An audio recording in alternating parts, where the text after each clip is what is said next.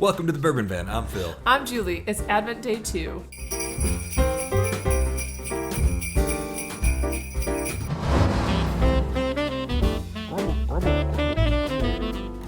Welcome to the Bourbon Van's 2023 Advent Whiskey Tournament, presented by Bull Run Distillery and their extensive award-winning line of craft spirits. Day 2, matchup 1 of 2. So stick around. There's another one after this. Blind tasting. No idea what they are. Get to the nose. That's so quick. Ooh. Agreed. Hang on. It is caramel. It is coffee. It is creamy. Things just got real interesting in this tournament. Wow, what is this? We did not limit this to bourbon or rye. We said American single malt. We said finished stuff was a go as long as it was fairly available. We said nothing allocated. So you may have to drive to a different state to get this stuff. It could be anything. This nose is desserty and decadent. I couldn't describe it better. Wow. Even if it doesn't win, I want to know what it is. I'm very curious. It's going to win. No, I'm not. No. I'm just teasing. This one smells very inviting too. It's almost if strawberries were made out of sugar. And we didn't. They kind of are, right? Yeah, and we didn't really introduce this one, but this is number 3 versus number 11. So this one, sugary, oaky, a bit sea salty, like a bit salted caramely. I'm going to adjust myself, sit a little taller in my seat because I think this is going to be delicious. I am ready. Whiskey number 3. Glass number 1. Just to be real confusing. Very clear here at the Bourbon Van. Cheers. Does have a bit of a single malt smell to this one. Ooh, it's malty and chocolatey. Wow. Ooh, yummy. Ooh, I like this one. I was just going to say, this hits my palate so perfectly. This is a Phil special. It really is. There's coffee, caramel, oak, vanilla. That malty it's chocolatiness, that malty chocolatiness is just like a river running through. Just like Brad Pitt. What does that mean? Well, he was in a river runs through it. No, he was like all long hair and... Really?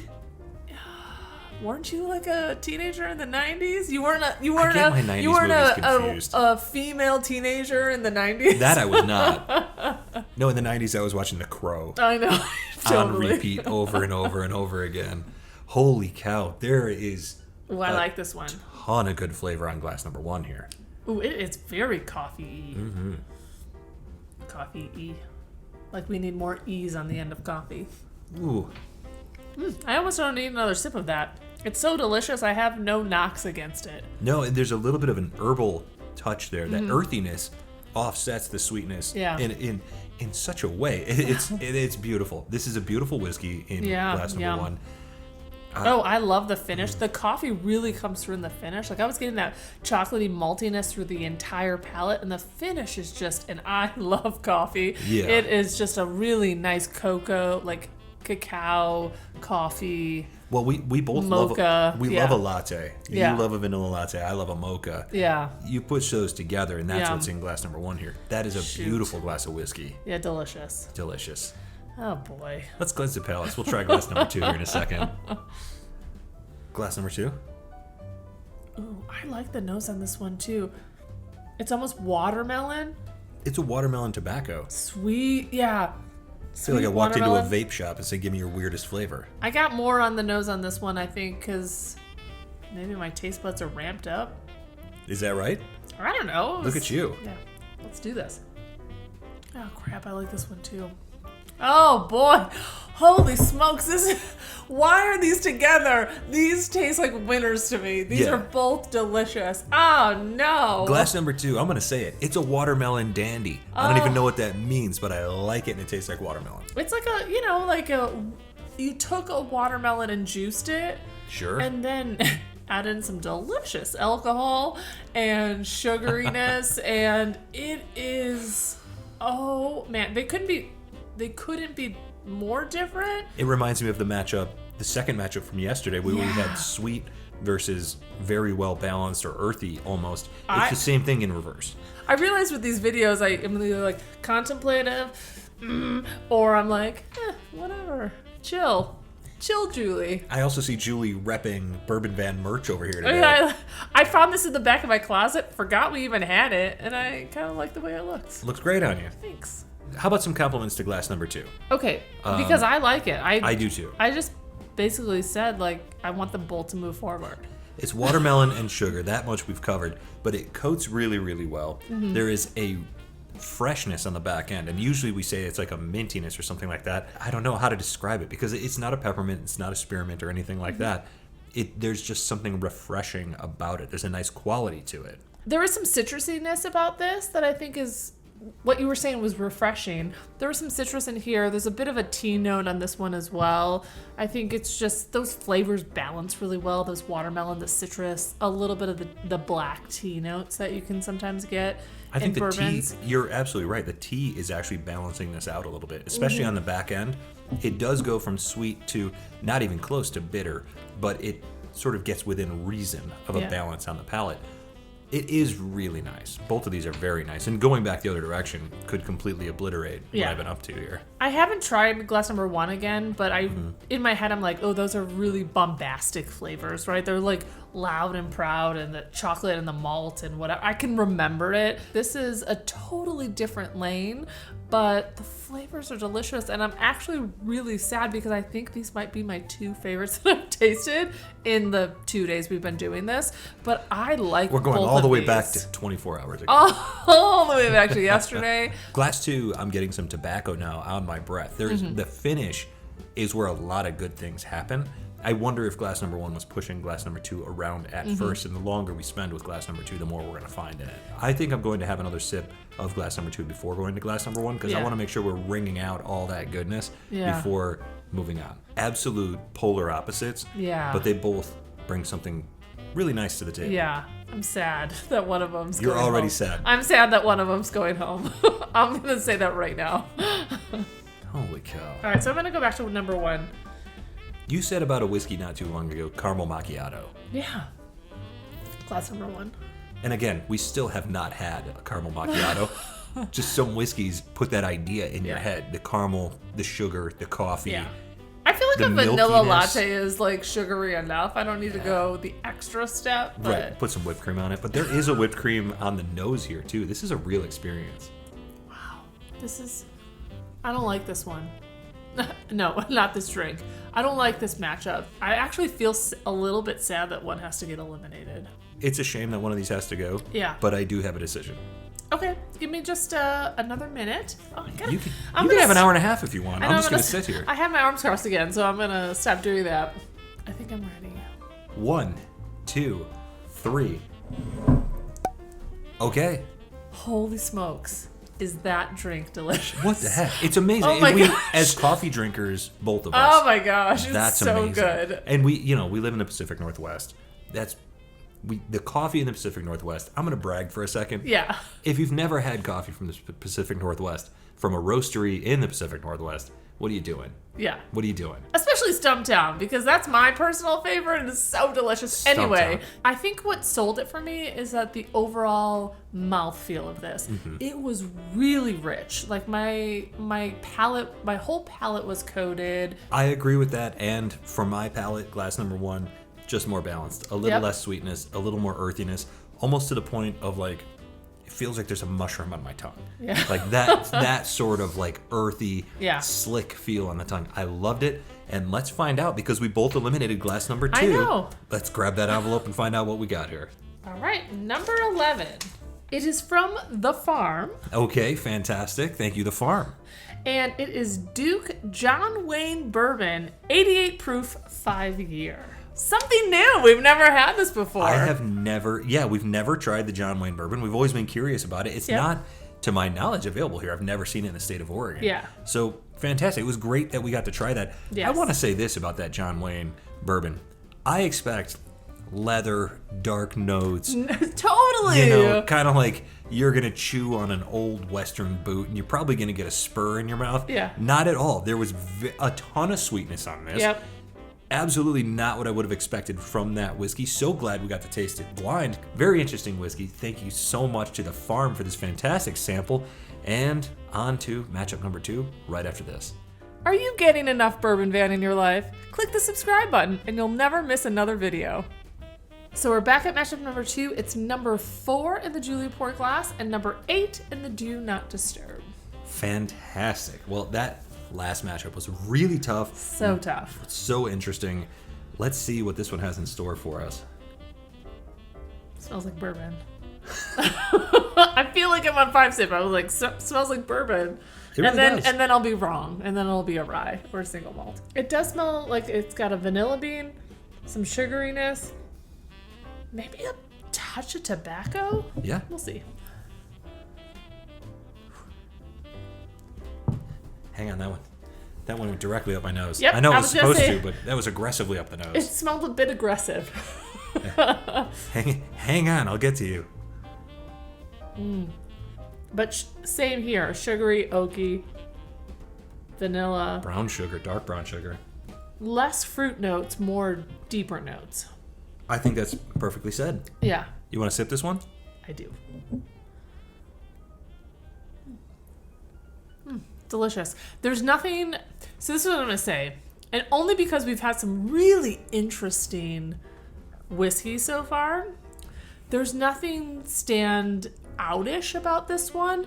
It's just really delicious. Like those bourbon flavors are real. Like it's caramel, it's vanilla. There's a bit of a maybe like a cherry strawberry note in there. I was just gonna say bright red fruit. Yeah, a mixed fruit. It's not super hot. It's just delicious. I mean, there's literally nothing I can add to that. It's a perfectly comprehensive tasting. Yeah. note. Just really well done. And that was in like 2 seconds. I was like, oh yeah, I would drink this today and every other day. It was delicious. Everything you said is exactly as I feel about it. It coats exceptionally well. It's good. Yeah, the vanilla note is for real. It feels like it knows itself, and it's unabashedly like, I'm delicious. I don't need to be fancy or throw in other stuff. Like, it's just good. It feels like it's just delicious. I actually agree with that, and part of the reason that I think I agree with that so completely is because it reminds me of a specific distillery who I think does things that way. We make bourbon, and it's supposed to taste like bourbon, and you're gonna like it, and that's what there is to it. I like it. And whether this is bourbon or a rye, there's a mintiness here on the finish. It could be anything. Mm-hmm. I really like this whiskey. I think that it's hitting my palate perfectly, and there's a lot of flavor there. It's gonna be a tall order for glass number 2 to live up to it because it couldn't quite get there on the nose. So I'll be curious if it can get there on the palate. Yeah, I feel like we've tasted a lot of things that we're trying to be innovative or stand out in the bourbon world. I mean, it's exploded over the last few years. Totally. But there is something just wonderful about just embracing bourbon for its just natural flavors. Sometimes you just want straight ahead whiskey. Yeah, and whatever's in glass number 1. That's straight ahead American whiskey. Yeah, it's good. Yeah, I like it. Very tasty. So I drank down a lot of glass 1 because I liked it. You put a sizable dent in it. I put a dent in it. Let's go on to glass number 2. It also smells wonderful. Our Patreons outdid themselves. Delicious. Oh gosh. This is okay, so this one's tough because this also has really straightforward bourbon flavors, but it's almost ramped up. It's almost a little richer. There's an intensity here. Yeah, it's a little thicker, a little richer. Boy, am I glad we sipped glass 1 first. Me too, because then this it would have got railroaded. Yeah, we just bossed it off the table. Oh boy. Oh, no, I feel sad. Wow, this is tough though because I think I like the flavors of glass 1 a little bit better. The intensity of glass 2 is something that I could prefer on some days. Do I prefer it today? Yeah, I think both of them super. One sip here in glass 2, but I feel like both of them are very balanced. There may be a difference in, I'm going to say proof point only because of the richness that I'm getting in glass number 2. Mm-hmm. These are classic American whiskey notes. I don't know.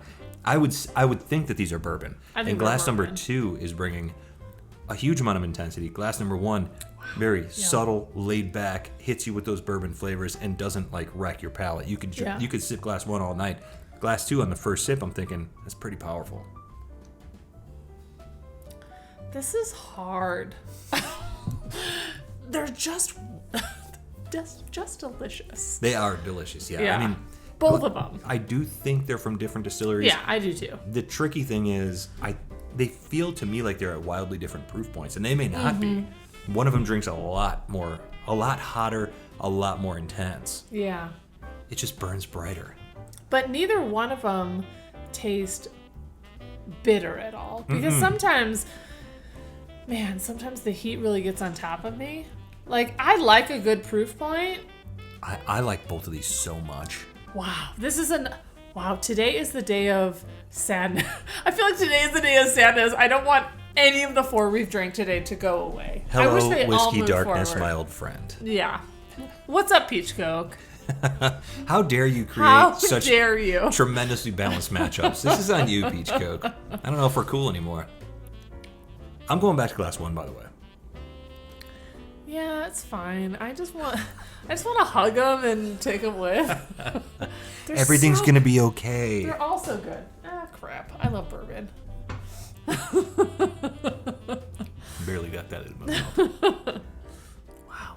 The flavors. So here's what I'm going to say about glass number 1. I love this, and I'm going to say simplicity of the flavors, but only because like they're just pure, true bourbon flavors in glass number 1. That one covers my tongue like So good. a warm winter jacket. Yeah. I mean, it is a wool sweater, glass number 1. It coats like crazy.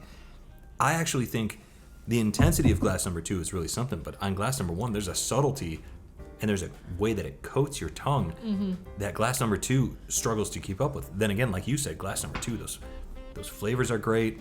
The intensity is great. There's a lot to like there. This one comes down to, what do I prefer today?